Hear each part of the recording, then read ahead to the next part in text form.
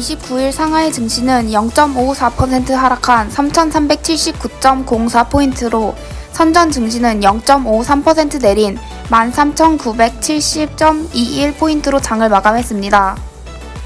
최근 인민은행 통화정책위원회 4분기 정례회의가 열린 가운데 인민은행은 통화정책의 지속성, 안정성을 보장하며 경제회복에 필요한 자원을 유지할 것이라 밝혔습니다. 증권감독관리위원회가 이후 자본시장 법치 건설 목표와 주요 임무를 밝혔습니다. 이후 증감회는 자본시장 불법 활동 단속 협조 공작 소조를 구성해 중대 안건에 대한 협조를 강화하고 정보 공유 메커니즘을 완비해 중대 문제들을 협력을 통해 해결할 것이라고 밝혔습니다. 공업정보화부가 네트워크 강국 건설 행동 실시 계획을 제정할 것이라고 밝혔습니다. 이를 바탕으로 공신부는 기술산업, 인프라, 산업응용, 네트워크 보안과 관리 등 각 항목의 임무를 통합 추진하며 디지털 경제를 더욱 강화해 나갈 것으로 예상됩니다. 국무원 동의를 거쳐 하이난 자유무역항 교통수단 및 유람선에 대한 제로 관세의 실시가 결정됐습니다. 이에 따라 하이난 자유무역항에 들어오는 교통운수, 관광업 선박, 항공기, 차량 등 교통수단과 유람선 등에는 제로 관세가 적용되고 부가가치세와 소비세도 면제됩니다.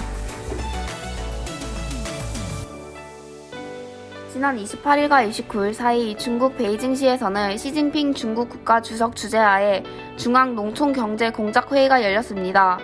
이번 회의에서는 농업, 농촌, 농민들을 통칭하는 3농을 주제로 한 농업지원 정책이 언급됐습니다. 당국은 이번 회의를 통해 우선 향토지능 전략의 안정적인 수행과 농업 분야에 대한 다양한 정책 육성 방안을 마련하고 농민의 수입을 늘려 이들의 안정적인 소비 확대를 유도할 정책을 내놓을 방침입니다. 농민들의 삶의 질 향상을 위해 농촌 지역에 대한 대대적인 인프라 보강 작업에 나서야 할 것이라고 강조했습니다. 인프라 보강 작업 시행 과정에서 자금난 문제가 발생하지 않도록 다양한 방식의 금융 지원이 이루어져야 한다고 강조했고, 농촌 지역 현대화 전환 작업의 시행 속도를 높여야 한다고 논의했습니다. 거신증권은 시장 점유율 확대에 따른 CATL의 실적 성장을 기대하면서 투자 의견 비중 확대를 제시했습니다.